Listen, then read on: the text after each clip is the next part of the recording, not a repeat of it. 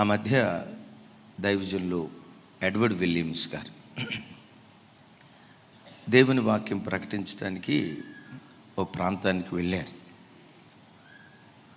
మన భారతదేశంలో ప్రత్యేకంగా తెలుగు రాష్ట్రాల్లో మంచి దైవ సేవకులు అని పిలువబడే సేవకుల్లో ఎడ్వర్డ్ విలియమ్స్ గారు ఒకరు. ఆ దైవజనులు వెళ్ళిన కూడికలో మధ్యాహ్నం 1 గంట వరకు సందేశం అందించారు. 1 గంట నుండి 2 వరకు లంచ్ బ్రేక్. ఇక అందరూ భోజనాలు చేసి వచ్చారు. 2 గంటల నుంచి 4 గంటల వరకు ప్రశ్న జవాబుల కార్యక్రమం.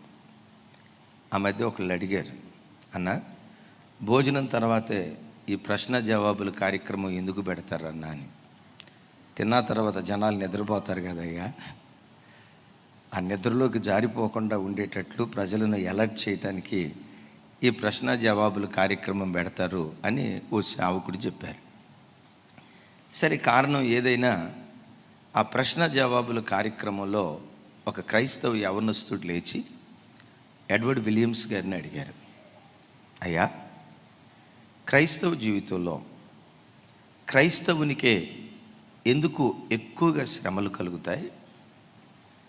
క్రైస్తవుల జీవితంలోనే ఎక్కువగా శిక్షించబడుతున్నట్లు, శ్రమల పాలవుతున్నట్లు నా కళ్ళతో నేను చూశాను. లోకంలో చాలామంది తింటూ త్రాగుతూ వాళ్ళ ఇష్టానుసారంగా బ్రతికే అన్ని ప్రజలు మాత్రం చాలా సంతోషంగా ఉన్నట్లుగా నేను చూశాను. అలాగని వాళ్ళు సంతోషంగా ఉన్నారు అన్న బాధ నాకేమీ లేదు. కానీ క్రైస్తవుల జీవితాల్లోనే మరి విశేషంగా చెప్పాలంటే కొంతమంది మడిగట్టుకొని భక్తి భక్తి దేవుడు దేవుడు అంటూ దేవుని కొరకు వైరాగ్యంగా బ్రతికే జీవితాల్లోనే ఎక్కువగా శ్రమలు కలుగుతున్నట్లు నేను చూస్తూ ఉన్నాను. అసలు క్రైస్తవ జీవితంలో ఎందుకు శ్రమలు కలుగుతాయి? దేవుని ఆరాధించే దేవుని బిడ్డలను దేవుడు ఎందుకు శిక్షకు అప్పగిస్తాడు? ఎందుకు పరీక్షలు వస్తాయి అని ఆ దైవ సేవకుడిని అడిగారు. అలాంటి ప్రశ్నలకే కాదు, ఏ ప్రశ్నకైనా చక్కగా సమాధానం చెప్పగలిగే ఆ కృప ఆ గొప్ప సేవకుడికి దేవుడిచ్చారు. ఆ సేవకుడు చెప్తూ చెప్తూ ఇట్లా అన్నాడు. ఇట్లా మాట్లాడుతూ బాబు, ఒక కలెక్టర్ ఆఫీస్ ఉంది. కలెక్టర్ ఆఫీసులో ఫ్యూను మొదలుకొని కలెక్టర్ వరకు అన్ని రకాల ఉద్యోగస్తులు ఉంటారు. ఫ్యూన్ ఉంటాడు, 4th క్లాస్ ఎంప్లాయీ ఉంటాడు, గ్రూప్ 2 ఎంప్లాయీ ఉంటాడు, గ్రూప్ 4 ఎంప్లాయీ ఉంటాడు, గ్రూప్ 1 ఎంప్లాయీ ఉంటాడు. At that same time IAS officer collector గారు ఆ కలెక్టరేట్ బంగళాలో ఉంటాడు. అవును సార్, నాకు తెలుసు అన్నాడు.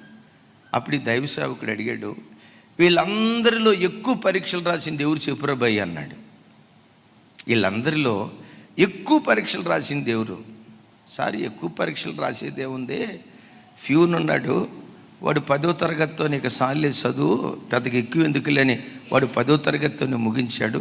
రైట్, ఫ్యూన్ 10వ తరగతితోనే ముగించాడు. ఎక్కువ ఎగ్జామ్స్ రాసింది ఎవరు అంటే వాడు చేతులు కట్టుకుని అన్నాడట, కలెక్టరేట్ ఆఫీసులో ఎక్కువ పరీక్షలు రాసింది కలెక్టర్ గారే. అప్పుడు దైవ సేవకుడు అన్నాడు, పరీక్షలు ఎదురయ్యేది ప్రమోషన్ కోసమే దేవుడు అనుమతిస్తాడు. క్రైస్తవ జీవితంలో కూడా ఎవడు తన బ్రతుకులో ఎక్కువ పరీక్షలు ఎదుర్కొంటాడో, ఎక్కువ శ్రమలు ఏ వ్యక్తి ఎదుర్కొంటాడో, ఎంత శ్రమలు అనుభవిస్తాడో ఆ శ్రమ మహిమగా దేవుడు మారుస్తాడు. గమనించండి, ఆయన చెప్తూ కలెక్టరేట్ ఆఫీసులో అన్ని రకాల ఎంప్లాయీలు ఉంటారు. కానీ కలెక్టర్ స్థానాన్ని ఒకడు చేరుకోవాలంటే ఎక్కువ పరీక్షలు రాయాలి, ఎక్కువ శ్రమ పడాలి, ఎక్కువ నలగొట్టబడాలి, ఎక్కువగా తన బ్రతుకులో పరీక్షలు ఎదుర్కొంటూ రావాలి. క్రైస్తవ జీవితంలో కూడా ఏ క్రైస్తవుడు ఎక్కువ శ్రమ పడతాడో, ఏ క్రైస్తవుడు ఎక్కువగా పరీక్షించబడతాడో, ఏ క్రైస్తవుడు ఎక్కువగా దేవుని చేత నలగొట్టబడతాడో, నలగొట్టబడే కొలిది వెలగటానికి దేవుడు కృప చూపిస్తాడు. Praise the Lord. చాలాసార్లు దేవుని బిడ్డలారా, బోధిస్తున్న నా మొదలుకొని వాక్యం వింటున్న మీ వరకు ప్రపంచంలో ప్రతి క్రైస్తవుడు నన్నే దేవుడు ఎందుకు శిక్షిస్తున్నాడు, నన్నే దేవుడు ఎందుకు ఇంతగా నలగొడుతున్నాడు, కొన్ని సందర్భాల్లో రోగంతో నలగొడుతున్నాడు, ఇంకొన్ని సందర్భాల్లో అవమానంతో దేవుడు నలగొడుతున్నాడు, ఇంకొన్ని సందర్భాల్లో ఆర్థిక ఇబ్బందులతో దేవుడు నలగొడుతున్నాడు. ఇబ్బంది అనే కొలిమిలో నన్ను కాల్చి కాల్చి ఎందుకు దేవుడు నన్ను నలగొడుతున్నాడు, నాకే ఎందుకు ఈ శిక్ష? నేనంటే యేసయ్యకి ఇష్టం లేదా? నా భక్తి అంటే యేసయ్యకి ఇష్టం లేదా? నా ప్రార్థన అంటే దేవునికి ఇష్టం లేదా? దేవుడు నన్ను ఎంత నలగొడుతున్నాడు అంటే నేనంటే దేవునికి ఇష్టం లేదేమో, అందుకే దేవుడు నన్ను నలగొడుతున్నాడేమో అని కొన్నిసార్లు మనుషులుగా మనం అనుకుంటాం. ఈరోజు మనం వినబోయే వర్తమానం ఏంటంటే, దేవుడు ఎవరిని శిక్షిస్తాడు, ఎందుకు శిక్షిస్తాడు, శిక్షించేటప్పుడు దేవుడు ఏం చేస్తాడు, శిక్షాకాలము పూర్తయిన తర్వాత ఆ వ్యక్తికి దేవుడిచ్చే బహుమానం ఏంటి? ఈ 4 అంశాల మీద మీతో వాక్యం పంచుకుంటాను. దేవుడు ఎవరిని శిక్షిస్తాడు అంటే ఈ మాట గమనించండి. ఆయనని ఎరగని ప్రజలను కానీ, ఆయన వాక్యం తెలియని వ్యక్తులను కానీ, ఆయన నామస్మరణ చేయని వ్యక్తులను సాధ్యమైనంత వరకు ఓ ప్రత్యేకమైన పరిస్థితుల్లో తప్ప సాధ్యమైనంత వరకు వారికి దేవుడు శ్రమలివ్వడు, శిక్షించటానికి దేవుడు ఇష్టపడ్డాం. హెబ్రీ గ్రంథంలో అంటాడు, తండ్రి తాను ప్రేమించు కుమారుణ్ణి గద్దించి శిక్షించినట్లుగా దేవుడు ఎవరిని ప్రేమిస్తున్నాడో ఆయన ప్రేమించే ప్రజలని శిక్షించడం ప్రారంభిస్తాడు. చప్పట్లు కొడితే యేసయ్యకు స్తోత్రాలు చేద్దాం. వాక్యం వింటున్న ప్రభు బిడ్డలారా, ఎప్పుడైనా ఈ మాట నమ్ము, నీ బ్రతుకులో ఏదైనా శిక్ష నీవు అనుభవిస్తున్నావు అంటే అర్థం చేసుకొని భర్త, అర్థం చేసుకొని పిల్లలు, అనారోగ్య సమస్యలు, ఆర్థిక ఇబ్బందులు, దెబ్బ మీద దెబ్బ, శ్రమ మీద శ్రమ, ఆపద మీద ఆపద నీ బ్రతుకులో ఎప్పుడైనా ఎదురైందంటే ఒక్కటే గుర్తించు, నా దేవుడు నన్ను ప్రేమిస్తున్నాడు గనుకే నన్ను శిక్షిస్తున్నాడు. నేనంటే యేసయ్యకి ఇష్టం లేక కాదు, నా భక్తి అంటే యేసయ్యకి ఇష్టం లేక కాదు. అందరినీ ప్రేమించిన ప్రేమ కంటే నిన్ను ఒక ప్రత్యేకమైన ప్రేమతో ఆయన ప్రేమించాడు గనుక, తండ్రి తాను ప్రేమించే కుమారుని గద్దించినట్లు, తండ్రి తాను ప్రేమించే కుమారుని శిక్షించినట్లు దేవుడు నిన్ను ప్రేమిస్తున్నాడు గనుక ఆయన ప్రేమకు నిదర్శనం ఏంటంటే నీకు అనుగ్రహించబడే శిక్ష. ఎప్పుడైనా ఏ విషయంలోనైనా నువ్వు శిక్షించబడుతున్నావంటే నీ హృదయపు లోతులో నుంచి రావలసిన ఆలోచన ఏంటో తెలుసా? ఇది నా పట్ల దేవుని ప్రేమకున్న నిదర్శనం. మీరు ఒక్కళ్ళు కూడా ఆమేన్ చెప్పొద్దు కూడా, ఆగండి. దేవుని ప్రేమకు నిదర్శనం ఏదనుకుంటామో తెలుసా? చక్కటి కారు ఇచ్చినప్పుడు, దేవా చూసారా, ఇప్పుడు చెప్తారు. 7 అంతస్తుల భవంతి ఇచ్చాడు అనుకోండి, ఇది నా దేవుని ప్రేమకు నిదర్శనం. 1,00,000 రూపాయల జీతగాడు 10 లక్షల రూపాయల జీతగాడు అయితే ఇది నా పట్ల దేవుని ప్రేమకున్న నిదర్శనం. అవన్నీ చేస్తాడు. దానికంటే విశేషంగా శిక్షాదండముతో దేవుడు నిన్ను కొడతాడు. దేవుడు దెబ్బ కొట్టే ప్రతిసారి నా పట్ల నా దేవునికున్న ప్రేమకు ఇది నిదర్శనమని ఆయన ప్రేమాతిశయాలు తలుస్తూ ప్రభుని స్తుతించేవారిగా ఉందాం. సరేనయ్యా, శిక్ష దేవుని ప్రేమకు నిదర్శనం అన్నావు, అసలు దేవుడు ఎందుకు శిక్షిస్తాడు? మీరు అనొచ్చు, ఏ శిక్ష లేకుండా మా జీవితం 3 పువ్వులు 6 కాయలు కాదు 60 కాయలు పెట్టుకోండి అమ్మ, వద్దని దేవుడు. 3 పువ్వులు 60 కాయలుగా నా జీవితం ఉంటే 24 గంటలు ఏసయ్యా అనకపోదునా? నాకు ఈ శ్రమలు దేవుడు ఎందుకు ఇస్తున్నాడండి? ఎందుకు దేవుడు శిక్షిస్తున్నాడండి? దేవుడు నన్ను శిక్షించటానికి కారణం ఏంటి? ప్రభు బిడ్డలారా, ప్రతి క్రైస్తవుడి జీవితంలో దేవుడు ప్రేమించే క్రైస్తవుడిని ఎప్పుడు శిక్ష మార్గం గుండా దేవుడు తీసుకొని వెళ్తాడు. ఎందుకో చెప్పమంటారా? గుండెల్లో రాసుకోండి మాట. ఎప్పుడు నీకు శ్రమ ఎదురైనా ఈ మాట నువ్వు జ్ఞాపకం తెచ్చుకుంటే నోటి మాటలతో చెప్పలేని ధైర్యం నీ గుండెల్లో దేవుడు నింపటం ప్రారంభిస్తాడు. ఎందుకు దేవుడు నీ బ్రతుకులో శ్రమను అనుమతిస్తాడంటే, ఒక భక్తుడు అంటాడు, శ్రమల పాఠశాల ఒక వ్యక్తికి నేర్పే ఆధ్యాత్మిక పాఠాలు ప్రపంచంలో ఏ యూనివర్సిటీ దేవుని బిడ్డలకు నేర్పలేదట. ఏ పాఠశాల అది?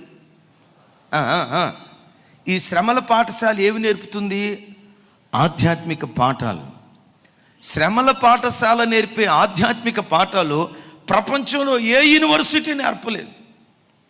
దైవజనులు యేసన్న గారి దగ్గర మీరు వాక్యం విన్నా, మన అధినేత, మన నాయకులు దైవజనులు రాజశేఖరయ్య గారి ద్వారా మీరు వాక్యం విన్నా, నేను ఎప్పుడు చెప్తా కదా, మన మధ్యలో ఉన్న బిషప్ గారి వాక్యం విన్నా, ప్రపంచంలో ఎవరు వాక్యమైనా వినండి.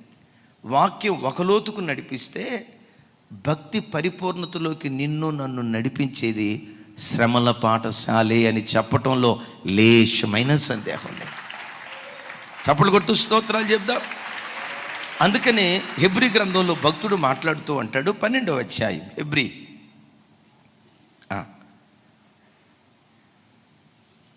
12:7 నాతో కలిసి 12:7 అదే తమ్ముడు నాతో కలిసి చెప్పండి. శిక్షాఫలము పొందుటకై మీరు సహించుచున్నారు, దేవుడు కుమారులనుగా మిమ్మల్ని చూచుచున్నాడు. తండ్రి శిక్షింపని కుమారుడెవడు? తండ్రి శిక్షించని కుమారుడెవరు? తండ్రి శిక్షించని కుమారుడెవరు? దేవుడు మనల్ని ఎట్లా చూస్తున్నారంటే, అమ్మా దేవుడు నిన్ను ఎట్లా చూస్తున్నాడంటే, ఏదో కేవలం భక్తురాలిగా దేవుడు చోట్ల నిన్ను ఎట్లా చూస్తున్నాడు తెలుసా? తన కుమార్తెగా దేవుడు నిన్ను చూస్తున్నాడు.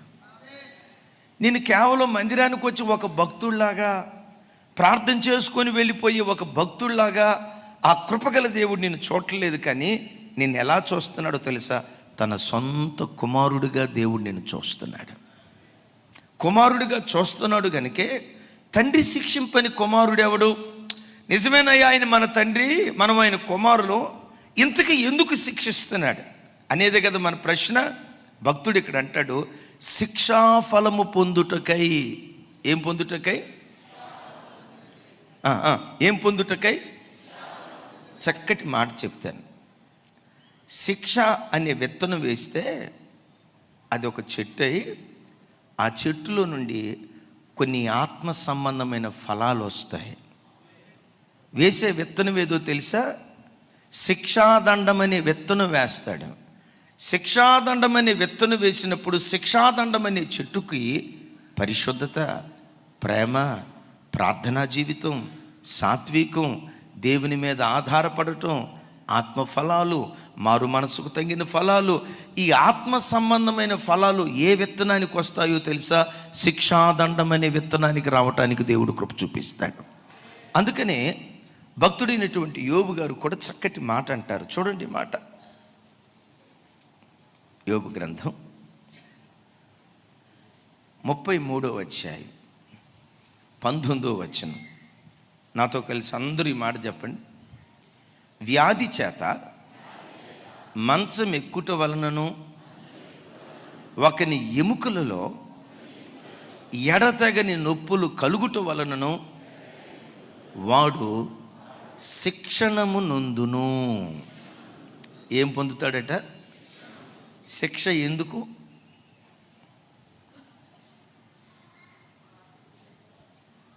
అర్థం కాలేదా? అర్థం కాలేదు. శిక్ష వేరు, శిక్షణము వేరు. ఎట్లా శిక్షణాన్ని ఇస్తాడట అంటే, ఎట్లా ట్రైనింగ్ ఇస్తాడు?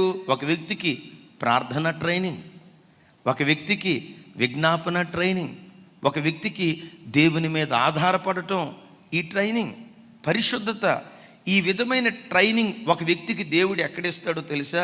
చర్చిలో కాదు, రోగం మీద, మంచం మీద రోగంతో ఒక వ్యక్తిని పడేసేట శిక్షను దేవుడు శిక్షించి శిక్షణమును దేవుడు ఇవ్వటం ప్రారంభిస్తాడట. చప్పట్లు కొడుతూ స్తోత్రాలు చెప్దాం. ఎట్లా శిక్షణాన్ని ఇస్తాడంటే గమనించండి. వ్యాధి చేత మంచం మీదకి ఎక్కించి, ఎప్పుడైనా నీ శరీరంలో వ్యాధి వచ్చిందంటే మంచం మీద ఎక్కావంటే ఏడవద్దు దేవుని దగ్గర. ప్రభువా, వాళ్ళందరూ లేడి పిల్లలాగా గంతులేస్తా హాయిగా తిరుగుతున్నారు, నాకే ఎందుకు ఈ రోగం, నన్నే ఎందుకు మంచం ఎక్కించావు, నా ఎముకలలో ఎడతెగని, నా ఎముకలలో నొప్పులంటే పర్వాలా, ఏ నొప్పులంట, 24/7 365 days నా ఎముకల్లో ఎడతెగని నొప్పులు కలుగుతున్నాయ్యా. వ్యాధి చేత నన్ను మంచం ఎక్కించావయ్యా. అయ్యా, నన్ను అనవసరంగా నువ్వు మంచం ఎక్కించలేదు, ఈ మంచం మీద నన్ను పరుండు పెట్టి నాకు శిక్షణమును దయచేస్తూ ఉన్నావు అంటే. నేను మరలా చెప్తున్నాను, దేవుడు నిన్ను శిక్షించేది నీవు నాశనమైపోవాలని కాదు. ఎందుకో తెలుసా? నీ దేవుడు నీ నాశనాన్ని కోరుకున్నవాడు కాదు. నీ దేవుడు నీ కీడును కోరుకున్నవాడు కాదు. నువ్వు శ్రమల పాలైతే చూసి నవ్వే సాడిటిజం కలిగిన దేవుడు కాదు నీ దేవుడు. నేను ఎప్పుడు చెప్తా కదా, అమ్మ కాళ్ళు ముడుచుకోండి, చక్క కూర్చోండి బాల్కనీలో, రైట్, నా వైపు చూడండి. నీ దేవుడు ఎవరో తెలుసా? నీవేడిస్తే ఏడ్చేవాడు, నీవు నవ్వితే నవ్వేవాడు. నీ కళ్ళెమ్మటి నీళ్లు రాబోతూ ఉంటే ఆయన గుండె పగిలిపోద్ది. నీ దేవుడు నీ యావత్ బాధలో నీతో కూడా బాధనుందే మనసున్న గొప్ప దేవుడు ఆయన. గమనించండి, నువ్వు బాధపడితే ప్రపంచంలో ఎవరైనా తట్టుకోగలుగుతారేమో కానీ, నువ్వు కన్నీళ్ళు విడిస్తే చివరికి నిన్ను కన్న తల్లైనా చూసి చూడనట్లుగా వెళ్ళగలిగిద్దేమో కానీ, నీవు ఆరాధించే నీ దేవుడు మాత్రం నీ సంతోషమే తన సంతోషంగా ఎంచి బ్రతుకుతున్నటువంటి దేవుడు ఆయన.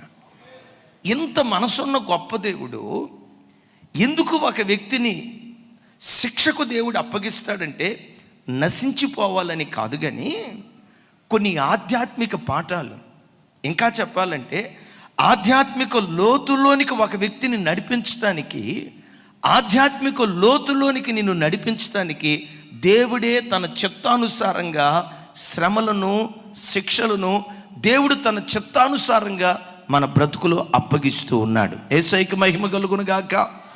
మరోసారి చెప్దాం, యేసయ్యకి మహిమ కలుగును గాక. ఎందుకు దేవుడు శిక్షాదండాన్ని ఉపయోగిస్తున్నాడంటే, అంటాడు శిక్షాఫలమును పొందుటకై.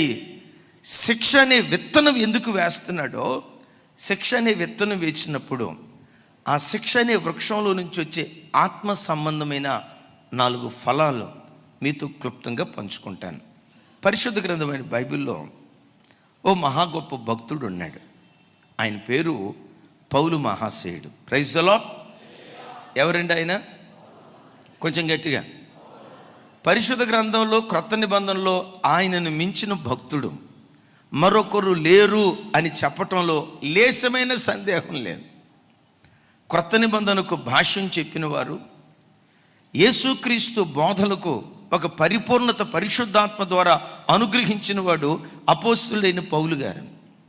చాలామంది పండితులు పౌలు గారిని గూర్చి ఏమనేవారు తెలుసా? పౌలు మహాశయుడు 2వ యేసుక్రీస్తు అనేవాడు. ఎవరు? 2వ అంటే యేసుక్రీస్తు వారు క్రైస్తవ రాజ్య వ్యాప్తి కొరకు ఎంత ప్రయాసపడ్డారో అంతగా ప్రయాసపడిన గొప్ప భక్తి కలిగిన వాడు. కానీ ఇంత గొప్ప భక్తి కలిగిన దైవ సేవకుని లోపట శరీరంలో ఒక అనారోగ్యం. ఎప్పుడు ఆ ముళ్ళు ఆయనని వేధిస్తూ ఉండేది, ఎప్పుడు ఆ అనారోగ్యం ఆయన్ని వేధిస్తూ ఉండేది, ఎప్పుడు ఆ రోగం ఆయనను కృంగదీస్తూ ఉండేది. ఒకరోజు మోకరించి అంటాడు, దేవా, నా శరీరంలో ఉన్న ఈ రోగమే గనక నువ్వు తీసేస్తే ఇంకా అద్భుతంగా నేను సేవ చేయకపోదునా, నా శరీరంలో ఉన్న ఈ ముళ్ళును తీసేయ్యా అంటాడు. అప్పుడు దేవుడు అంటాడు, పౌలా, నా కృప నీకు చాలు, నీవెప్పుడు బలహీనుడువో అప్పుడే బలవంతుడిగా మార్చేటట్లుగా నీ బలహీనతలో నా కృప నిన్ను ఆవరిస్తుంది. సరే, ఇవన్నీ బాగానే ఉన్నాయ్యా, ఈ ముళ్ళు తీసేయ్యి అంటే వద్దొద్దు, ఆ ముళ్ళు ముళ్ళుగానే ఉండనియాల. ఎందుకు ప్రభువా ఈ ముళ్ళు అంటాడు? నేను హెచ్చిపోకుండునట్లు. నాకెన్నో ప్రత్యక్షతలు దేవుడిచ్చాడు. బాగా గమనించండి, నాకెన్నో ప్రత్యక్షతలు దేవుడిచ్చాడు. నాకు ఇచ్చినటువంటి ప్రత్యక్షతలు ఇంత అంతా కాదు. ఇన్ని ప్రత్యక్షతలు కలిగిన నేను ఏమైనా గర్విష్ఠుడిని అయిపోతానేమోనని, గర్వాంతుడిని అయిపోతానేమోనని, నా అంత భక్తి కలిగిన వాడు ఇంకెవరూ లేరు అని నేను అనుకుంటానేమోనని, నా మనస్సులో నేను గర్విస్తానేమోనని, నేను హెచ్చిపోకుండునట్లు, నేను దీనుడుగా ఉండేటట్లు, నేను సాత్వికుడిగా ఉండేటట్లు, ఓ తగ్గింపు జీవితం కలిగిన వాడిగా నేను బ్రతికేటట్లు దేవుడే తన చిత్తానుసారంగా నా శరీరములో ఈ ముళ్ళును పెట్టాడు అంటాడు. చప్పట్లు కొడితే యేసయ్యకు స్తోత్రాలు చెప్పు. నా ప్రభు బిడ్డలారా, ఈ మాట చూడండి. నీ జీవితంలో కూడా రోగమనే ముళ్ళు, శ్రమలనే ముళ్ళు, ఆర్థిక ఇబ్బందులనే ముళ్ళు, అవమానాలనే ముళ్ళు, అసమాధానం అనే ముళ్ళు, ఏమో ఆ ముళ్ళు లేకపోతే గర్విష్ఠుడు అయిపోయేవాడివేమో. గర్విష్ఠువాడి అయినందువల్ల కాదు, గర్విష్ఠువాడి అయిపోతావేమోనని. ఈ రెండింటికి తేడా గమనించండి. నువ్వు గర్విష్ఠువాడి అయినందువల్ల దేవుడు నీకు ఆ ముళ్ళు పెట్టలేదు. నీకు ఇచ్చిన తలాంతులు అద్భుతం కనుక దేవుడు నిన్ను ఆశీర్వదించిన విధానం ఒక ఆశ్చర్యకరమైన రీతిలో ఆశీర్వదించాడు కనుక ఎక్కడ నువ్వు హెచ్చిపోతావోనని, ఎక్కడ నువ్వు గర్విష్ఠుడు అయిపోతావేమోనని నిన్ను అనచటానికి కాదు, కానీ నీకు దీనత్వాన్ని నేర్పటానికి ఏదో ఒక ముళ్ళు మన శరీరంలో దేవుడు ఉంచుతాడు. నేను మిమ్మల్ని అడుగుతా, నాకు ఏ ముళ్ళు లేదండి అన్న వాళ్ళు చేతులు ఎత్తండి. ఏమి ఎత్తుదునయ్యా, ఒంటి నిండా ముళ్ళే. కానీ ఏ ముళ్ళు నేను నాశనం చేయటానికి వచ్చింది కాదు అని ప్రభు పేరిట నేను మనవి చేస్తున్నాను. Praise the Lord. ఎందుకు ఈ ముళ్ళును అనుమతించాడంటే దీనత్వాన్ని నీకు నేర్పటానికి, సాత్వికాన్ని నీకు నేర్పటానికి. నీకు కలిగిన అందాన్ని బట్టి ఎక్కడ గర్విస్తావోనని, నీకు కలిగిన డబ్బును బట్టి ఎక్కడ గర్విస్తావోనని, దేవుడు నీకు ఇచ్చిన చక్కటి ఉద్యోగాన్ని బట్టి ఎక్కడ నువ్వు అతిశయిస్తావోనని, దేవుడు మనకిచ్చిన ఈ ఘనమైన పరిచర్యను బట్టి ఎక్కడ మనస్సులో ఓ గర్వపు ఆలోచన వస్తాదోనని దేవుడే తన చిత్తానుసారంగా హెచ్చిపోకుండునట్లు ఒక ముళ్ళును మన జీవితంలో దేవుడు అనుమతిస్తాడు. అమ్మా, కొన్నిసార్లు భర్తే ఒక ముళ్ళు అవుతాడు. ముళ్ళు తీసేయి అంటే దేవుడు అంటాడు, ముళ్ళు తీసేయను, నా కృప నీకు సాలును గాక అంటాడు. ఒక్కళ్ళు కూడా ఆమె ఏం చెప్పలా, కొంచెం గట్టిగా చెప్పాలి. సరే, భర్త బాగున్నాడు అనే లోపు కొడుకు ముళ్ళు అయిపోతాడు. ప్రభా, కొడుకు ముళ్ళు అయిపోయాడు, ఆ కొడుకును మారుస్తాడు. కొంతకాలం మాత్రం ముళ్ళుగానే దేవుడు ఉంచుతాడు. నేను మీతో చెప్తా, నీకెదురయ్యే ప్రతి ముళ్ళు మహిమ కొరకే దేవుడు అనుమతించాడు. ప్రతి ముళ్ళును దేవుడు తన మహిమ కొరకే అనుగ్రహించాడు అన్న సంగతి ఎరిగి, దేవా ఈ ముళ్ళును అనుమతించినప్పుడు తట్టుకోవటానికి కావలసిన శక్తి నాకు దయచేయని ఆ శక్తి కొరకు దేవుని సన్నిధిలో ప్రార్థన చేయుదుంగాక. నిజంగా ఎలాంటి ముళ్ళు ఒక వ్యక్తికి దీనత్వాన్ని నేర్పుతుందా? నా వైపు చూడండి. కీర్తనకర్త దావీదు 40వ కీర్తనలో ఇలా అంటాడు. తమ్ముడు 40వ కీర్తన 17వ చరణం నాతో కలిసి, నేను శ్రమల పాలై దీనుడనైతిని, ప్రభువు నన్ను తలంచుకొనుచున్నాడు. నాతో కలిసి చెప్పండి. నేను శ్రమల పాలై దీనుడనైతిని, ప్రభువు నన్ను తలంచుకొనుచున్నాడు. అందరూ నా వైపు చూసి చెప్పాలి ఈ మాట. వాస్తవంగా ఈ మాట ఎలా అంటే కరెక్ట్. ఎట్లా? నేను శ్రమల పాలై నశించిపోతుని అని అంటే బాగుండేది. కానీ ఏమంటాడు? నేను శ్రమల పాలై. ఇప్పుడు అడుగుదాం దావీదు గారిని, దావీదు ఈ దీనత్వం నీకు ఎవరిచ్చారయ్యా? ఈ దీనత్వాన్ని ఎట్లా నేర్చుకున్నావయ్యా? ఎలా దీనుడిగా మారిపోయావయ్యా? ఈ దీనత్వం నువ్వు కలిగి బ్రతకటానికి కారణం ఏంటయ్యా అంటే, అప్పుడు దావీదు అంటాడు, దావీదు అనేవాడిని దేవుడు ఇంత అంత నలగొట్టలేదయ్యా, మామూలుగా నలగొట్టలేదయ్యా. 13 సంవత్సరాలు అరణ్యంలో ఉన్నాను, ఎడారిలో ఉన్నాను, కొండల్లో ఉన్నాను, గుహల్లో ఉన్నాను, తిన్నానో తినలేదో దేవుడికే తెలుసయ్యా, నా బాధ ఎవరికి తెలుసు. ఇంతకీ దావీదో, ఈ శ్రమలు నీకు ఎందుకు వచ్చాయి? సరే విందాం. ఈ శ్రమలు దేవుడు నీకు ఎందుకు అనుమతించాడు? శ్రమలు నిన్నేమైనా నాశనం చేశాయా? శ్రమలు నన్ను నాశనం చేయలేదయ్యా. మరి శ్రమలు ఏం చేశాయి? శ్రమలు దావీదనే వీడికి దీనత్వాన్ని నేర్పుతూ వచ్చాయి. Praise the Lord. సింపుల్. ప్రభు బిడ్డలారా గమనించండి, యేసు ప్రభు వారు దేవుని బిడ్డలను, యేసుక్రీస్తు వారిని తనను ఎలా పోల్చుకున్నాడంటే గోధుమ గింజతో పోల్చుకున్నాడు. ఆమేన్. మనం అందరం ఎవరిమి? మనం ఆరాధించే యేసయ్య. ఇప్పుడు గోధుమ గింజ, గోధుమలు రొట్టె కావాలంటే ఏం చేయాలి చెప్పాలి? గోధుమలు రొట్టె కావాలంటే రోట్లో వేసాల, దంచో. నిజంగా ఆ గోధుమలకే ప్రాణం ఉంటే,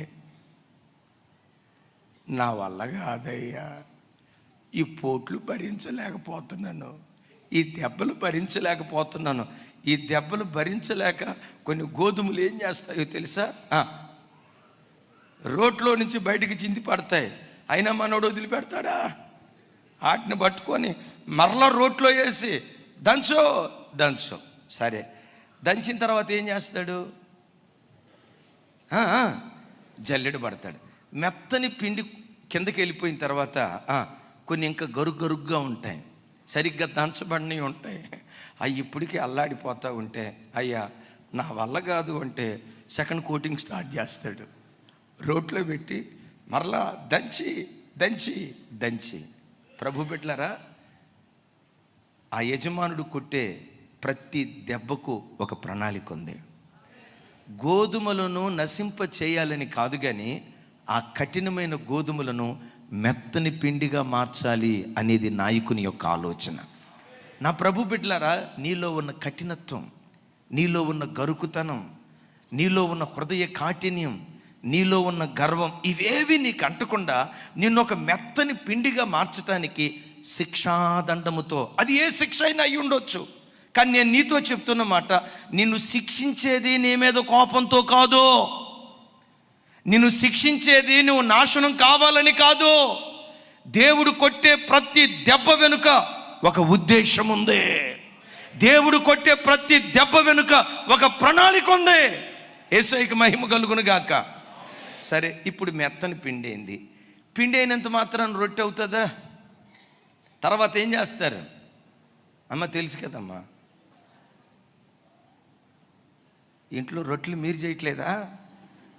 అయ్యయ్యో, ఇంటికి వచ్చిన తర్వాత డబుల్ డ్యూటీ అయితే మీకు. సరే చూడండి, సరే మిమ్మల్ని అడుగుతా, రొట్టె ఎట్లా చేస్తారు చెప్పండి? మెత్తని పిండి, తర్వాత దాన్ని లోపల నీళ్లు పోసి లేకపోతే నూనె పోసి ఆ పిండిని ఏం చేస్తారు? దానికే ప్రాణం ఉందనుకోండి, ఆల్రెడీ రోట్లో అయిపోయిందయ్యా, అక్కడక్కడ గరుకుంటే సెకండ్ కోటింగ్ అయిపోయిందయ్యా, మరలా ఇది ఇప్పుడు మూడో కోటింగ్. చేత్తో పిసికిన తర్వాత ఏం చేస్తారు? అది మీరే కరెక్ట్గా చెప్తారు. పెట్టామని కొట్టి అయిపోయిందా నాలుగో కోటింగ్. ఆ తర్వాత ఏం చేస్తాడు తెలుసా? అనుకోండి, దానికే ప్రాణం ఉందనుకోండి, ఎంత అల్లాడిపోతూ ఉంటుందో. కానీ వేసే ప్రతి దెబ్బ వెనుక యజమానుడికి ఒక ఆలోచన ఉంది. అది నశించిపోవాలి, పాడైపోవాలని కాదు, అది అనేకులకు ఆహారంగా మారాలి, అది అనేకుల ఆకలి తీర్చేదిగా మారాలి. ప్రభు బిడ్డలారా, నిన్ను కూడా దేవుడు అనేకులకు ఆశీర్వాదంగా మార్చడానికి, అనేకులు ఆకలి తీర్చే ఒక అద్భుతమైన వ్యక్తిగా దేవుడు నిలవబెట్టడానికి దంచుతాడు, పిసుకుతాడు, రుబ్బుతాడు. రైట్. పెనంతో ఇట్లా పెనం కదా, ఏమంటారు అది? డోలా.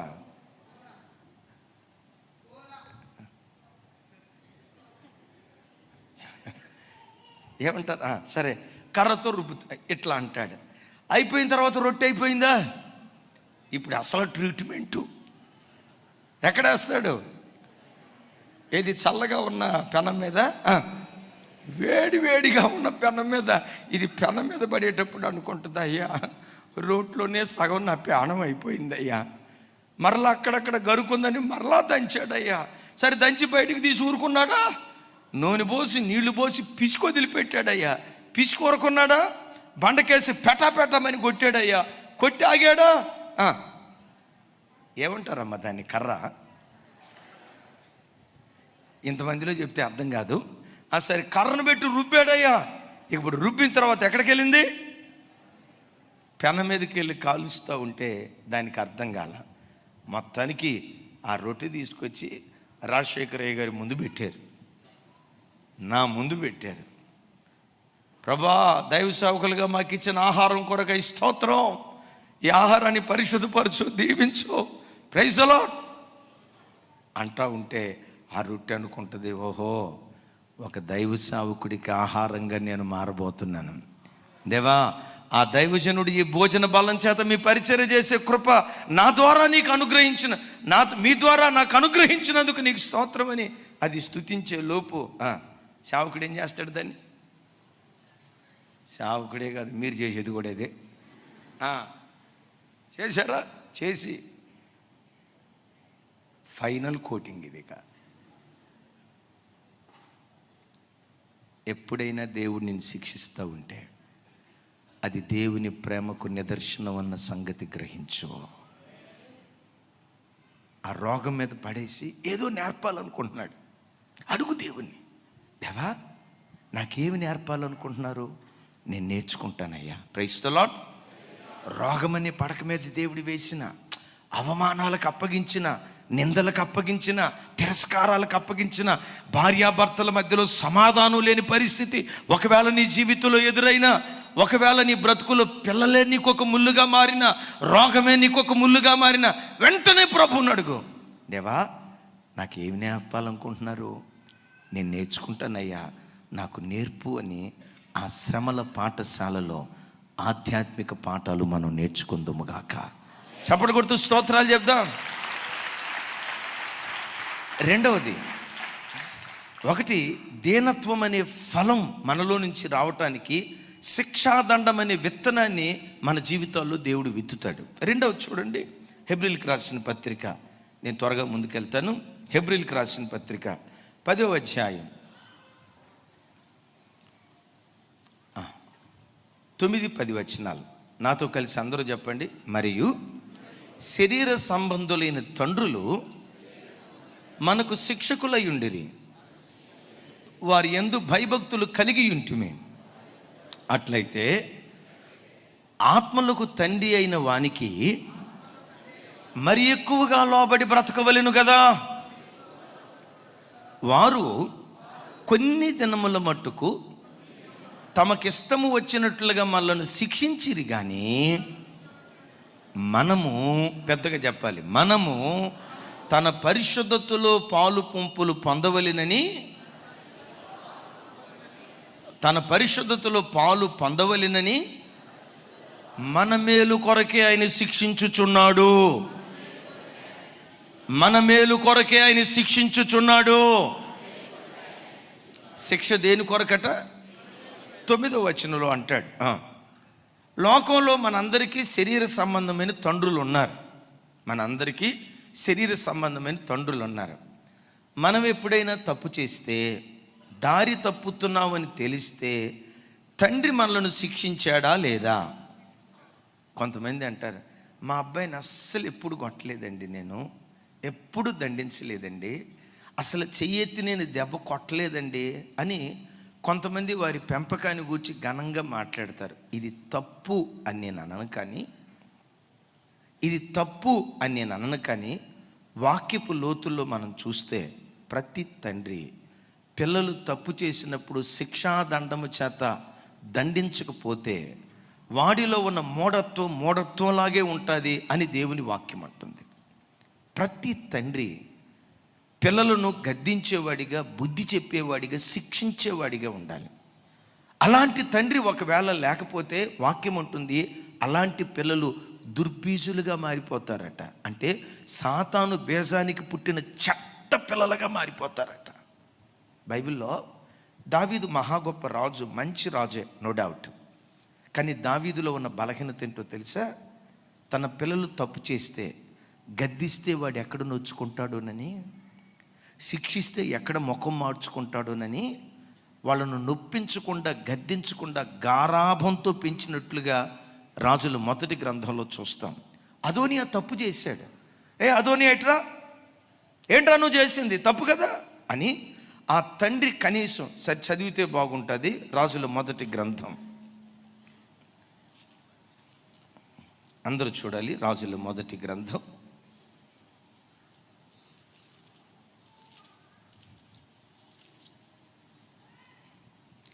6వ వచనం, మొదటి అధ్యాయం 6వ వచనం. ఎస్,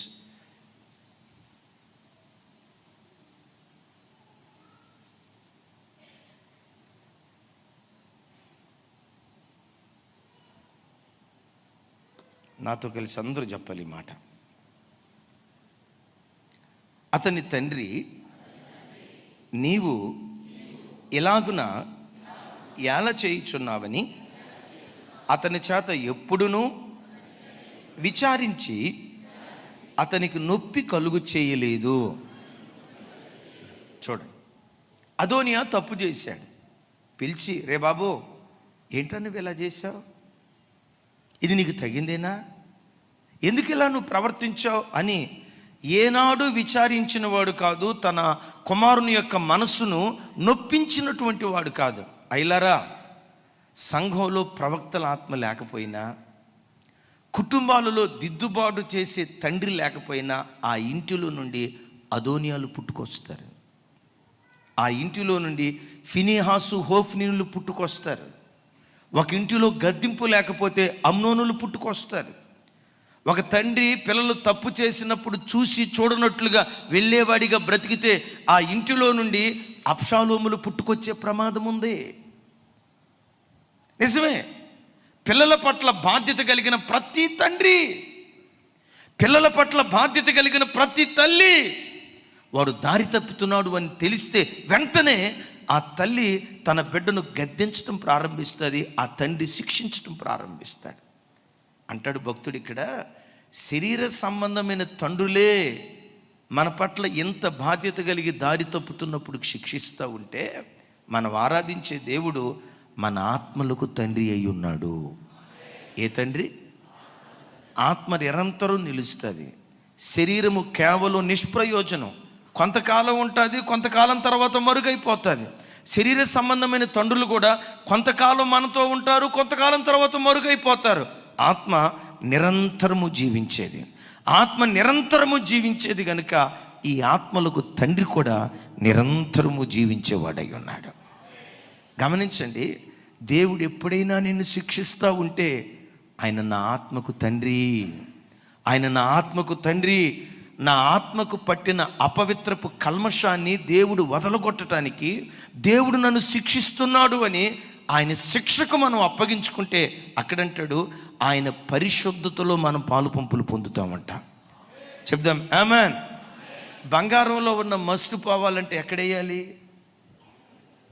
ఏమండి, బంగారాన్ని ముందేసుకొని యేసు నామంలో బంగారంలో ఉన్న మురికొంత పోవునుగాక అని అంటే దానికే కనుక నోరుంటే, అబ్బాయి అట్ట బాగుండ్రా, మరి అట్ట పోద్దే. నాకున్న మురికి పోవాలంటే, నా లోపట ఉన్నటువంటి కల్మషం పోవాలంటే అగ్నిలో ఇది పొట్టం వేయబడాల్సిందే. బట్టకున్న మురికి పోవాలంటే చెప్పాలమ్మా, దేనికేసి? ఒకప్పుడు బట్టలు ఉండేయండి, ఉతికితే తలలాడుతూ ఉండే. ఇప్పుడు ఏ బట్ట చూసినా తలతల్లాట్లా. ఎందుకో చెప్పమంటారా? అది గంగరాలు తిరుగుతుంది, మురికి మాత్రం పోదు.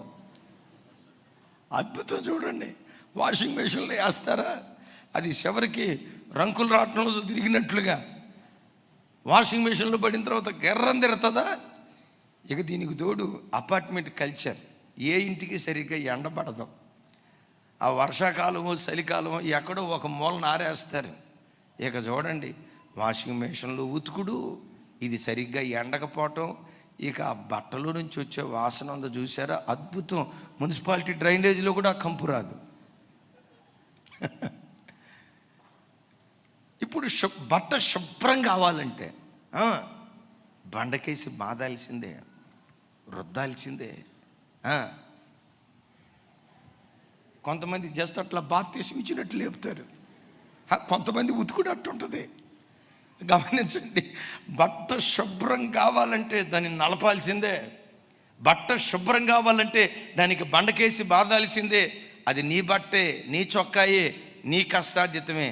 కానీ దాన్ని శుభ్రం చేయటానికి మాత్రం ఉతకాల్సిందే, బండకేసి బాధాల్సిందే. మనం అందరం ఎవరేమో తెలుసా?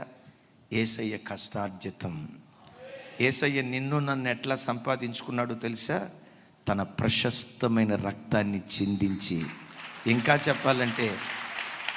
చెప్పాలంటే అమ్మా, ప్రాణం పెట్టి నిన్ను కొనుక్కున్నాడు ఆయన. ప్రాణం పెట్టి కొనుక్కున్నాడు. ప్రాణం పెట్టి కొనుక్కున్న దేవుడు నిన్నెందుకు శిక్షిస్తాడు? ఎందుకో తెలుసా? ఆయన పరిశుద్ధతలో మనం పాలిభాగస్తులం కావాలని. సరే, యేసయ్య మనలను శిక్షించడం కాదు, మన రక్షకుడైన యేసుక్రీస్తు వారు 33.5 సంవత్సరాలు సజీవుడిగా ఈ లోకంలో సంచరించారు కదా. ఆయన సంచరించిన దినాల్లో భూమి మీద బ్రతికిన 33.5 సంవత్సరాలలో మన రక్షణకర్త అయిన యేసుక్రీస్తు వారినట శ్రమల ద్వారా సంపూర్ణుని చేశాడట పరలోకపు తండ్రి. చప్పటి కొడుతూ స్తోత్రాలు చెప్దాం. హెబ్రీయులకు రాసిన పత్రిక అద్భుతం చూడండి. హెబ్రీయులకు రాసిన పత్రిక 2వ అధ్యాయం, తమ్ముడు త్వరగా రైట్. 5వ అధ్యాయం 8వ వచనం జస్ట్ అట్లా చదువుతాను నాతో కలిసి. ఆయన కుమారుడయుండియు తాను పొందిన శ్రమల వలన విధేయతను నేర్చుకొనెను. ఆయన కుమారుడయుండియు. ఆయనంటే ఎవరు చెప్పాలి? ఆయనంటే ఎవరు? యేసయ్య, మన ఆరాధ్య దైవం యేసుక్రీస్తు వారు. ఆయన కుమారుడయుండియు తాను పొందిన శ్రమల వలన విధేయతను నేర్చుకున్నాడు. రైట్. 2వ అధ్యాయం 10-11 వచనాలు, అద్భుతమైన మాటలు ఇక్కడ రాసి ఉంటాయి. నాతో కలిసి చెప్పండి. ఎవని నిమిత్తము సమస్తము ఉన్నవో, ఎవని వలన సమస్తము కలుగుచున్నవో, ఆయన అనేక కుమారులను మహిమకు తెచ్చుచుండగా వారి రక్షణకర్తను శ్రమల ద్వారా సంపూర్ణుని చేయుట ఆయనకు తగును. పరిశుద్ధ పరచువానికిని పరిశుద్ధ పరచబడువానికిని అందరికీ ఒక్కటే మూలము. చప్పట్లు కొడుతూ స్తోత్రాలు చెప్దాం. చివరి మాట చెప్పండి. అందరికీ ఒక్కటే మూలం. గట్టిగా అందరికీ. దీన్ని ఇంగ్లీష్లో చెప్పండి. మన వాడుక భాషలో ఒక మాట ఉంటుంది, rule is rule for all. అందరికీ ఒకటే రూలు, అందరికీ ఒకటే నియమం. అందరికీ అంటే మొదట ఎవరి దగ్గర నుంచి? మన రక్షణకర్తయగు యేసుక్రీస్తు వారి మొదలుకొని ఆయన రక్తముతో కడగబడే ప్రతి బిడ్డకు ఇదే మూలం, ఇదే నియమం. చప్పుడు కొడుతూ స్తోత్రాలు చెప్దాం. చూడండి, ఆ మాట 9వ వచనంలో అంటాడు, మన రక్షణకర్తను పరలోకపు తండ్రి ఎట్లా సంపూర్ణం చేశాడంటే, చివరి మాట నాతో కలిసి, వారి రక్షణకర్తను శ్రమల ద్వారా సంపూర్ణునిగా చేయుట ఆయనకు తగును. ఇక్కడ అంటాడు వారి రక్షణకర్త. మన రక్షణకర్త ఎవరు? గట్టిగా చెప్పండి అమ్మా, ఎవరో? మన రక్షణకర్త ఎవరు? యేసుక్రీస్తు వారిని పరలోకపు తండ్రి ఎట్లా సంపూర్ణం చేశాడో తెలుసా? ఎట్లా సంపూర్ణం చేశాడు అంటే శ్రమల ద్వారా. ఆమేన్. దేని ద్వారా? శ్రమల ద్వారా పరలోకపు తండ్రి యేసయ్యను సంపూర్ణం చేశాడట. శ్రమలు యేసయ్యను ఎట్లా సంపూర్ణం చేశాయో ఈ రక్షణకర్త ద్వారా పరలోకపు తండ్రి వద్దకు వచ్చే ప్రతి వ్యక్తిని ఆ పరలోకపు తండ్రి శ్రమల ద్వారా సంపూర్ణం చేస్తూ ఉన్నాడు. చప్పట్లు కొడితే యేసయ్యకు స్తోత్రాలు చెప్దాం. చెప్పండి, దేని ద్వారా? గట్టిగా చెప్పాలి. దేని ద్వారా? శ్రమల ద్వారా సంపూర్ణం చేస్తూ ఉన్నాడు. హల్లెలూయా. ఎప్పుడైనా నీకు శ్రమలు వస్తే శ్రమ మీద శ్రమ, దెబ్బ మీద దెబ్బ, ఆపద మీద ఆపద, నష్టం వెంబడి నష్టం, కీడు వెంబడి కీడు కలుగుతూ ఉంటే కలవరపడకు. నీ సంపూర్ణతకే దేవుడు వాటిని అనుమతించాడు. అవమానాలు ఎప్పుడైనా నీ బ్రతుకులు ఎదురైతే, నిందలు ఎప్పుడైనా నీ బ్రతుకులు ఎదురైతే, యేసయ్యా ఎంత ప్రార్థన చేసాం, ఏంటయ్యా ఈ రోగం, ఎంత ఉపవాసం ఉన్నాం, కొడుకుల జీవితంలో ఎట్లా జరుగుతుంది ఏంటయ్యా, ఎంత కన్నీళ్లు గారుస్తూ మీ సన్నిధిలో రొమ్ము కొట్టుకుంటూ ప్రార్థన చేస్తే ఏంటయ్యా ఈ పేదరికం, ఏంటయ్యా ఈ ఇబ్బంది, ఏంటయ్యా ఈ అవమానం అని పొరపాటున అధైర్యపడిపోకు. దేవుడు అనుమతించే ప్రతి శ్రమ నీ సంపూర్ణత కొరకే దేవుడు అనుమతించాడు. ఆ తర్వాత వచనంలో మనం చూసాం కదా, పరిశుద్ధపరచువానికి పరిశుద్ధపరచబడువానికి ఒక్కటే నియమం. నా వైపు చూసి చెప్పండి, మనల్ని పరిశుద్ధపరిచేది ఎవరు? యేసుక్రీస్తు వారు. పరిశుద్ధపరచబడేది ఎవరు? చెప్పాలి, ఎవరు? పరిశుద్ధపరచబడేది మనం, పరిశుద్ధపరిచేవాడు యేసుక్రీస్తు వారు. యేసుక్రీస్తు వారికి ఏ నియమమో ఆయన యొద్దకు వచ్చిన మనందరికీ కూడా అదే నియమాన్ని దేవుడు అమలు చేయటం ప్రారంభిస్తాడు. వాక్యం వింటున్న ప్రభు బిడ్డలారా, యేసయ్యకు ఎంత వాక్యం తెలిసినా ఆయన దేవుని కుమారుడైనా ఆయన జీవితంలో కూడా శ్రమలు అవసరమయ్యాయి. నమ్ము, నీ జీవితంలో కూడా కొన్ని శ్రమలు అవసరం, కొన్ని అవమానాలు అవసరం, కొన్ని నిందలు అవసరం, కొన్ని తిరస్కారాలు అవసరం. ఎందుకో తెలుసా? నిన్ను నాశనం చేయటానికి కాదు, నేను సంపూర్ణురాలిగా మార్చడానికి. చాలామంది భక్తులండి, గొప్ప గొప్ప సేవకులు. నేను ఒక సేవకుడి దగ్గర విన్నాను, దేవుని చేతిలో బలంగా వాడబడే సేవకులట, వాళ్ళు చనిపోయే ఆఖరి క్షణాల్లో నెలల తరబడి రోగ పడక మీద దేవుడు ఉంచుతాడట. కొంతమంది సేవకులైతే సంవత్సరాల తరబడి రోగ పడక మీద ఉంచి ఆ తర్వాత తీసుకుంటాడట. ఎందుకయ్యా సంవత్సరాల తరబడి రోగ పడక మీద ఉంచుతావు అంటే, కొంతమంది పరిశుద్ధులు చెప్తారు, వాళ్ళను ఆ రోగ పడక మీద ఉంచి దేవుడు ఆ రోగపు పడకలో వాళ్ళను పరిశుద్ధపరుస్తూ సంపూర్ణత వైపు దేవుడు నడిపిస్తాడట. నిజమే. భారతదేశానికి ఆశీర్వాదం, భారతదేశమే కాదు ప్రపంచ దేశాలకు ఆశీర్వాద కారణంగా ఉన్న కొంతమంది దైవ సేవకులు, వాళ్ళు చనిపోయే ఆ ఆఖరి దినాల్లో వాళ్ళు అనుభవించిన రోగపు వేదన ఎంత అంత కాదు. దైవజనులు భక్సింగయ్య గారు మన ప్రపంచ దేశాలకు ఒక ఆశీర్వాదకరమైన దైవజనుడు. నేను ఆర్టీసీ క్రాస్ రోడ్లో ఉన్నప్పుడు ఆయన చూడటానికి వెళ్ళాను. ఆయన చూసినప్పుడు పరిస్థితి ఏంటో తెలుసా? ఒక చిన్న గది, ఆ గది లోపట మంచం, ఆ మంచం పక్కన కుర్చీ. నేను ఆయన కిటికీలో నుంచి చూస్తే, లోపలికి వెళ్ళడానికి అనుమతించట్లేదు, కిటికీలో నుంచి చూస్తే కుర్చీ మీద కూర్చునేవాడు. ఇక ఇట్లా చెయ్యి కుర్చీ మీద పెట్టి ఇక ఇట్లా తల వానించి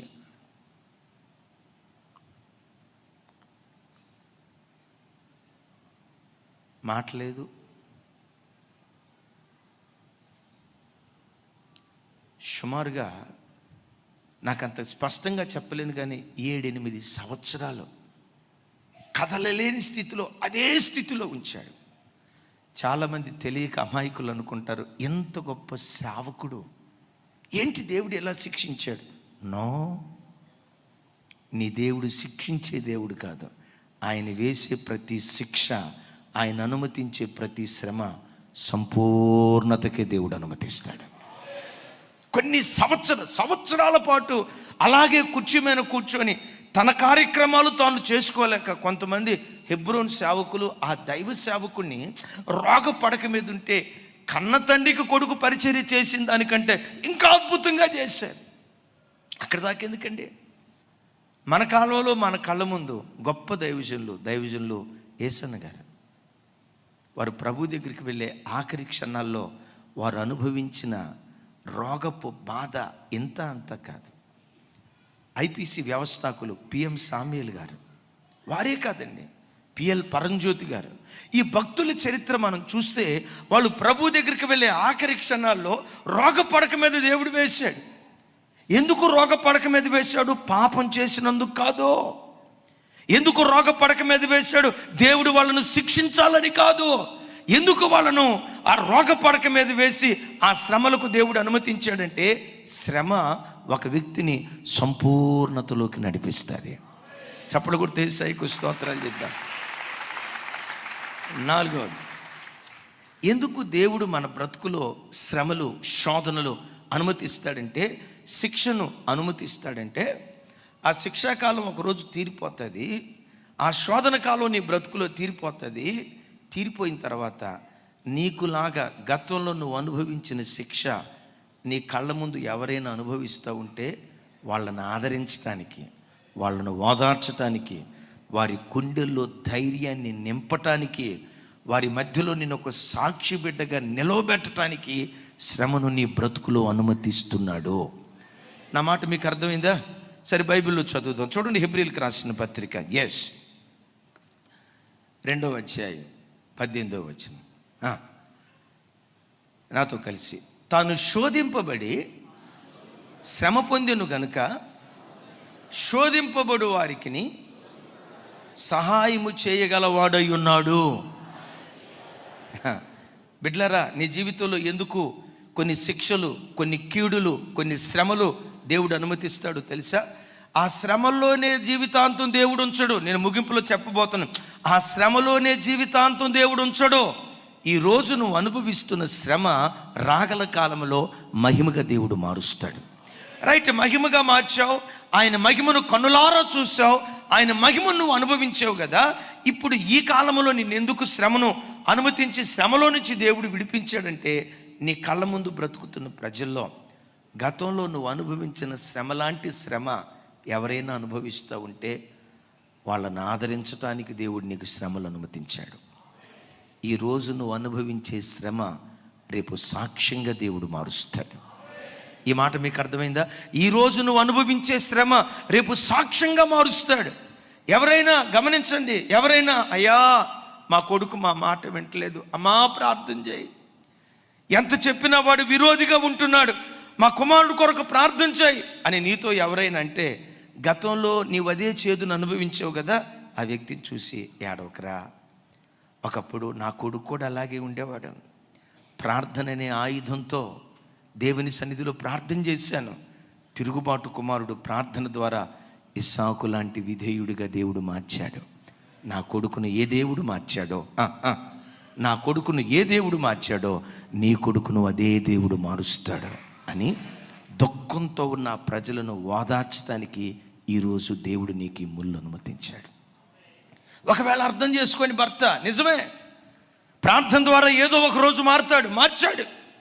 అర్థం చేసుకొని భార్య నిజమే ఏదో ఒక రోజు ఆ భార్యను దేవుడు దర్శిస్తాడు, మారిపోయింది. అయితే నువ్వు గమనించు, ఎవరైనా నీ దగ్గరకు వచ్చి, బెదరు ఉద్యోగంలో చాలా హ్యాపీ, నా బ్రతుకు, వ్యాపారంలో కూడా సూపరు, మా బంధువుల మధ్యలోకి వెళ్తే రాజులాగా నన్ను చూస్తారు. ఒక ఎస్పీ గారే చెప్తున్నాడు, అయ్యా ప్రపంచంలో ఎక్కడికి వెళ్ళినా నన్ను చూసి గడగడలాడుతూ ఉంటారయ్యా, ఇంటికి వచ్చానంటే మాత్రం నేను గడగడలు ఆడాల్సి వస్తుంది అయ్యా. ఈ మాట అంది ఎవరో తెలుసా?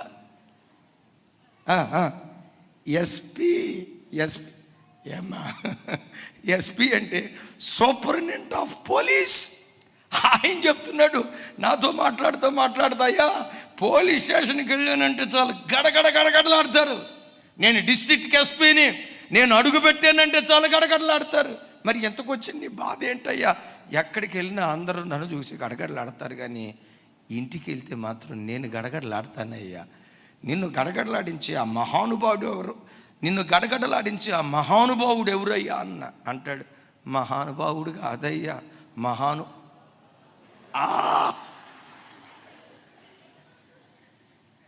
ఉంటాయి, దేవుడి ముళ్ళులు అనుమతిస్తాడు. కొంతమంది కొన్ని సందర్భాల్లో భార్య ఇట్లాంటి పరిస్థితులు ఉంటాయి. అయితే బిడ్డలారా, ఈరోజు నీకు చేదు ఉండొచ్చు, ఈరోజు చేదును మారాను అనుభవిస్తూ ఉండొచ్చు. ఒకరోజు ఆ మారాన్ని దేవుడు మాధుర్యంగా మారుస్తాడు. మార్చిన తర్వాత నీవేం చేయాలో తెలుసా? అలాంటి పరిస్థితుల్లో ఎవరైనా నీ దగ్గరకు వస్తే, తమ్ముడా బాధపడకో, ఒకప్పుడు అక్క కూడా, ఒకప్పుడు నా భార్య కూడా ఇదే పరిస్థితిలో ఉండేది, ప్రభు పాదాలు పట్టుకున్నా, ఈరోజు నా భార్యను సాత్వికురాలిగా మార్చాడు. చెల్లి ఏడవకరా, ఒకప్పుడు నా భర్త కూడా అలాంటి వాడే, యేసయ్య పాదాలు పట్టుకున్నా, ఎంత సాత్వికుడిగా నా భర్తను దేవుడు మార్చాడో. కోపిస్తాడు, కానీ ప్రార్థన ద్వారా ఆయన కోపం అంతా పోయింది అని చెప్తే ముగింపులో ఏమంటావో తెలుసా? నా కొరకు ప్రార్థన చేయరా, ఈ మధ్య నాకు కోపం వస్తుంది. Praise the lord, praise the Lord. అంటే ప్రభు బిడ్డలారా, ఈరోజు నువ్వు అనుభవించే శ్రమ రేపు సాక్ష్యంగా మార్చాలి అనేది దేవుని యొక్క ఆలోచన. నీ సాక్ష్యం ద్వారా అనేక గుండెలు ఊరట పొందాలనేది దేవుని ఆలోచన. హల్లెలూయా. దీన్ని మానవ భాషలో అర్థమయ్యేటట్లు చెప్పాలంటే, ఒక సీనియర్ పేషెంట్ జూనియర్ డాక్టర్ కంటే అద్భుతమైన ట్రీట్మెంట్ ఇస్తాడు. చప్పట్లు కొట్టాలి ఈ మాటకి. మన మధ్యలో షుగర్ వ్యాధిలో ఒక సీనియర్ ఉన్నాడు. ఆయన షుగర్ వ్యాధిలో సీనియర్ మోస్ట్, 40 సంవత్సరాలకు పైగా దాంతో కాపురం చేశాడు. ఆ మధ్య ఒక ఆయన నా దగ్గరికి వచ్చి, అన్న నాకు 55 సంవత్సరాలకే షుగర్ వచ్చిందన్న, నా కొరకు ప్రార్థన చేయన్నా అన్నాడు. నేను ప్రార్థన చేస్తా, కానీ మన చర్చిలో 40వ సంవత్సరం నుంచి షుగర్ వ్యాధితో బాధపడుతూ ఎప్పటికీ 40 సంవత్సరాలు ఆ షుగర్ వ్యాధితో కాపురం చేసే మహానుభావుడు ఉన్నాడు. ఆయన దగ్గరికి వెళ్ళు, ఆయన మాటలే నీ రోగ నివారణ. మొత్తానికి వెళ్ళాడంట. ఆయన చెప్పిన తర్వాత ఒకరోజు హుషారుగా నడుచుకుంటూ వస్తున్నాడు.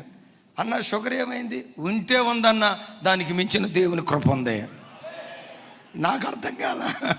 షుగర్ వ్యాధి ఉంది కదా, ఏమైందంటే అంటాడు, సీనియర్ రోగి దగ్గరికి వెళ్ళానన్నా.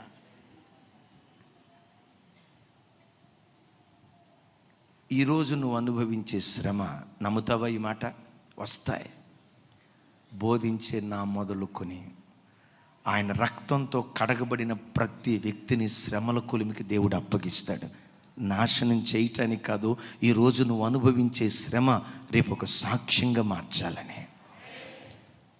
మూడవ ప్రశ్న, ఇంతకీ శ్రమల మధ్యలో మనం నలిగిపోతున్నప్పుడు దేవుడు దూరా నుండి చూస్తా, తమాషా చూస్తా, వీడికి ఇట్టాగే కావాలా, వీడికి ఇట్టాగే కావాలి అని దూరం నుంచి చూసే దేవుడా? పేతురు గ్రంథకర్త అంటాడు, శ్రమల మధ్యలో మనం ఉన్నప్పుడట మహిమా స్వరూపి అయిన దేవుని ఆత్మ మనతో కూడా ఉంటుందట. చప్పలు కొడుతూ స్తోత్రాలు చెప్దాం. పేతురు గ్రంథం 1 పేతురు పత్రిక 4వ అధ్యాయం 14వ వచనం. రైట్, నాతో కలిసి మాట చెప్పండి. క్రీస్తు నామము నిమిత్తము మీరు నిందల పాలైన ఎడల మహిమా స్వరూపి అయిన ఆత్మ అనగా దేవుని ఆత్మ మీ మీద నిలుచుచున్నది గనుక మీరు ధన్యులు. చప్పట్లు కొడితే యేసయ్యకు స్తోత్రాలు చెప్దాం. చప్పట్లు కొడుతూ స్తోత్రాలు చెప్దాం. పై వచనాలు శ్రమను గూర్చి చెప్తాడు. హల్లెలూయా. తమ్ముళ్ళారా, చెల్లిలారా, అన్నలారా, నా వైపు చూడండి. ఎప్పుడైనా నీ ఇల్లు శ్రమల పాలైపోతే, ఎప్పుడైనా రోగ పడక మీద నువ్వు అల్లాడిపోతూ ఉంటే, ఏదైనా ఇబ్బందిలో ఒకవేళ నీ జీవితంలో నల్లగొట్టబడతా ఉంటే, ఒకవేళ నీ ఇల్లు నిందల పాలైపోతే, శ్రమల మధ్యలో నువ్వు అల్లాడిపోతూ ఉంటే, నువ్వు అనుకోవచ్చు, నాకు ఎవ్వరూ లేరయ్యా, ఈ శ్రమల మధ్యలో నేను ఒంటరినైపోయాను అంటే, వాక్యం ఏమంటుందో తెలుసా? శ్రమల మధ్యలో మహిమా స్వరూపియగు ఆత్మ అనగా దేవుని యొక్క ఆత్మ నీ మీదే నిలిచుంటుందట. Praise the lord, praise the lord. శ్రమల మధ్యలోకి అగ్నిమంటల మధ్యలోకి షడ్రక్ మేషక్ అబేద్నెగోలు ముగ్గురు వెళ్ళారు. ఆ ముగ్గురు శ్రమల మధ్యలో ఉంటే, ఆ ముగ్గురు మధ్యలోకి ఎవరా నాలుగోవాడు? మహిమా స్వరూపియగు దేవుని యొక్క ఆత్మ. వాక్యం వింటున్న బిడ్డలారా, నమ్ము ఈ మాట.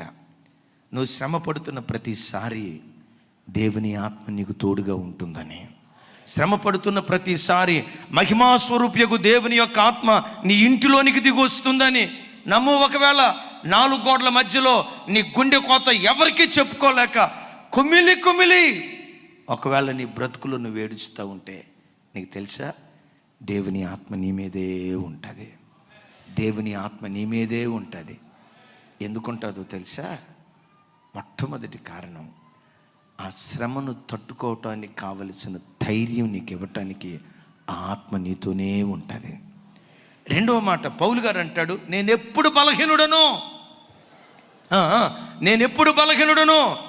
అప్పుడే బలవంతుని. నీకు తెలుసా, రోగ పడక మీద బలహీనతలో శరీరపు అనారోగ్యంతో నువ్వు అల్లాడిపోతూ ఉంటే, ప్రభా నీ కృప నాకు దయచేయని ఆయన కృపను నువ్వు వేడుకుంటే, ఆయన కృపని నువ్వు కమ్ముకున్న తర్వాత ఏం జరిగిద్దో తెలుసా? నీ బలంతో చేయలేని కార్యాలు బలహీనతల మధ్యలో దేవుని కృపని నావరించినప్పుడు నీ బలంతో చేయలేని గొప్ప కార్యాలు నీ ద్వారా దేవుడు జరిగించటం ప్రారంభిస్తాడు. గట్టిగా చెప్దాం ఆమేన్. ముగిస్తున్నాను. ఆఖరి మాట, శ్రమ, శిక్ష, బాధ వీటన్నిటినీ ప్రభు కలుగు చేశాడు కదా. ఎన్నెన్ని శ్రమలు దేవుడు నీకు అనుమతించాడో, ఎన్నెన్ని శిక్షల మార్గం గుండా నువ్వు వెళ్ళావో, ఎన్నెన్ని అవమానాల ద్వారం గుండా నువ్వు నలగొట్టబడ్డావో, ఎన్ని నిందలు నీ బ్రతుకులో ఎదురయ్యాయో వాటన్నిటినీ దేవుడు లెక్కిస్తాడు. దేవుడు లెక్కిస్తాడు. యోబు భక్తుడు అంటాడు, ఆయన నా దుఃఖాన్ని తూస్తున్నాడు, నా కన్నీళ్లను కొలుస్తున్నాడు. Praise the lord. నా వైపు చూడండి మాట అంటాడు, ఆయన నా దుఃఖాన్ని తూస్తున్నాడు, తూకం వేస్తున్నాడు, నా కన్నీళ్లను కొలుస్తూ ఉన్నాడు. ఎందుకయ్యా దుఃఖాన్ని కొలుస్తున్నాడు? ఎందుకయ్యా దుఃఖాన్ని తూకం వేస్తున్నాడు? ఎందుకయ్యా కన్నీళ్లను కొలుస్తున్నాడు? లెక్క పెడుతున్నాడు. నా యోబు ఎన్ని సంవత్సరాలు శ్రమ పడ్డాడు, ఎన్ని ఏళ్ళు శ్రమ పడ్డాడు, ఎన్ని ఏళ్ళు కన్నీళ్లు కార్చాడు, ఎన్ని ఏళ్ళు అవమానపడ్డాడు, ఎన్ని సంవత్సరాలు నిందపడ్డాడు, ఎన్ని సంవత్సరాలు పడక మీద అల్లాడిపోయాడు. నా ఏండ్లను, నా దుఃఖ దినాలను లెక్క పెడుతున్నాడు. ఎందుకయ్యా దేవుడు లెక్క పెట్టేది? శ్రమ నొందిన ఏండ్ల కొలది సమృద్ధిని దయచేయటానికి. Praise the lord. నా ప్రభు బిడ్డలారా, నీవు అనుభవించిన నిందకు ప్రతిగా రెండంతల ఘనత దేవుడు నీకు అనుగ్రహిస్తాడు. నీవు అనుభవించిన ప్రతి శ్రమ ఇహమందు పరమందు మహిమగా దేవుడు మారుస్తాడు. యేసయ్యకి మహిమ కలుగును గాక. అందుకని పౌలు గారు అంటాడు, పొందబోవు మహిమ ఎదుట, పొందబోవు మహిమ ఎదుట ఎప్పటి కాలపు శ్రమలు ఎన్నదగినవి కాదు అంటాడు. నమ్ముతావా ఈ మాట? నమ్ముతావా ఈ మాట? ఈరోజు దేవుడు నీ బ్రతుకులో ఏ శ్రమను అనుమతించినా ఆ శ్రమను కొలుస్తూ, నా బిడ్డ ఎంత శ్రమను అనుభవించాడు, ఆ శ్రమ తట్టుకోలేక ఎంత కన్నీళ్లు కార్చాడని నీ శ్రమనంతా కొలిచి రాగల కాలములో అంత మహిమను దేవుడు నీకు అనుగ్రహించబోతున్నాడు. Praise the lord. మహిమ ఎంతమందికి కావాలి? శ్రమలు ఎంతమందికి కావాలి? అది వద్దు ప్రభువా. ఆమేన్. నా ప్రభు బిడ్డలారా, ప్రత్యక్ష గుడారంలో అడుగు పెట్టడం, బలిపీఠం, గంగాళం, పరిశుద్ధ స్థలంలో సముఖపు రొట్టెల బల్ల, నా వైపు చూడండి, సముఖపు రొట్టెల బల్ల, దీపవృక్షం, ధూపవేదిక, పరిశుద్ధ స్థలం దాటిన తర్వాత అతి పరిశుద్ధ స్థలం. అతి పరిశుద్ధ స్థలంలో సర్వలోకనాథుని నిబంధన మందసం, ఆ నిబంధన మందసం మీద కరుణాపీఠం మీద రెక్కలు విప్పినటువంటి కెరూబులు. చూసారా? రెక్కలు విప్పినటువంటి కెరూబులు. ఆ కెరూబుల మధ్యలోకి దేవుని మహిమ దిగొచ్చేది. చూస్తున్నారు కదా, వెలుతురు పడుతున్నట్లుగా ఆ కెరూబుల మధ్యలోకి దేవుని చెప్పాలి గట్టిగా, దేవుని మహిమ దిగి వచ్చేది. అతి పరిశుద్ధ స్థలములో దేవుని మహిమ ఉండేది. గమనించండి. ప్రత్యక్ష గుడారంలో అడుగు పెట్టడంతో మొట్టమొదటి ఏమెదురైద్ది? బలిపీఠం. బలిపీఠం మీద ఏముండేది? మంట, నిప్పులు కుప్పలాగా పోయబడతాయి. బలిపీఠం దగ్గర మంట ఉంటుంది. చూడండి, అలా లోతుకు వెళ్తే అతి పరిశుద్ధ స్థలంలో మహిమ ఉంటుంది. చెప్పంటారా? మంటతో ప్రారంభమైన నీ జీవితాన్ని మహిమతో దేవుడు ముగిస్తాడు. శ్రమలతో ప్రారంభమైన నీ జీవితాన్ని సిరులతో దేవుడు ముగిస్తాడు. నిందలతో ప్రారంభమైన నీ జీవితాన్ని రెట్టింపు ఘనతతో దేవుడు నింపుతాడు. ఎక్కడ? ఇహమందు. ఈ లోకంలో నువ్వు అనుభవించిన శ్రమలన్నీ పరలోకంలో నీకు మహిమలుగా మారిపోతాయి. ఒకవేళ అయ్యా పుట్టిన నాటి నుంచి నేటి వరకు నాకు శ్రమలే అని అంటావా? వీటన్నిటిని కొలుస్తా ఇదంతా పరలోక రాజ్యంలో నీకు మహిమగా దేవుడు మార్చును గాక. కాబట్టి బిడ్డలారా, జీవితంలో ఎప్పుడు ఏ శ్రమ ఎదురైనా యేసయ్య నన్ను ప్రేమిస్తున్నాడు, ఆయన ప్రేమకు ఇది నిదర్శనమని శ్రమలలో ప్రభుని స్తుతించుదుంగాక.